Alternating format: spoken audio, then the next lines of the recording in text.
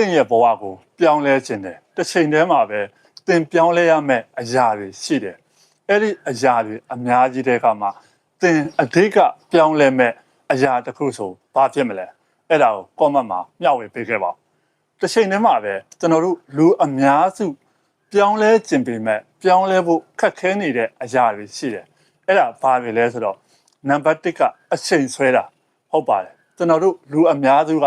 ပြောင်းလဲမယ်လို့စိတ်ကူးတိုင်းမှာပထမဆုံးလုပ်မိတာကအချိန်ဆွဲတာပါ။ဘာကြောင့်လဲဆိုတော့ဒီဟာကနောက်နေ့လဲလုပ်လို့ရပါတယ်။နောက်ထပ်အချိန်တွေရှိပါသေးတယ်ဆိုပြီးတော့ကျွန်တော်တို့အချိန်တွေဆွဲကြတာပါ။ဒီလိုလှုပ်ဆောင်ခြင်းအဖြစ်ကျွန်တော်တို့ပြောင်းလဲမယ်လို့စိတ်ကူးရှိပေမဲ့တကယ်ပြောင်းလဲမှုကိုမရောက်ရှိပါဘူး။ဒုတိယတစ်ချက်အနေနဲ့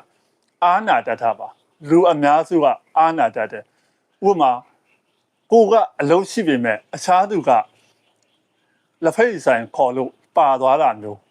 ဒါကလည်းအာနာခြင်းရဲ့အဓိကဆိုကြိုးပါဆိုကြိုးကရလက်ကဘာဖြစ်လဲဆိုတော့ကိုယ်လုံးမပြီးတော့ပါဘူးနောက်ဆုံးတစ်ချက်ကအချိန်စီမံခန့်ခွဲမှုမရှိတာပါဟုတ်ပါတယ်ကျွန်တော်တို့ဘဝမှာပြောင်းလဲခြင်းတယ်တစ်ချိန်တည်းမှာပဲကျွန်တော်တို့ဘယ်အချိန်မှာပါလုပ်မယ်ဆိုတဲ့စီမံခန့်ခွဲမှုတွေမရှိပါဘူးအဲ့ဒီအတွက်လည်း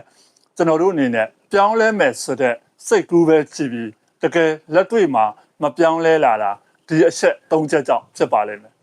အဲ့ဒါတွေကတော့အချိန်ဆွဲတာအာနာတတာအချိန်ကိုစီမံခန့်ခွဲမှုမလုပ်တတ်တာဒီ၃ချက်ကိုလူအများစုက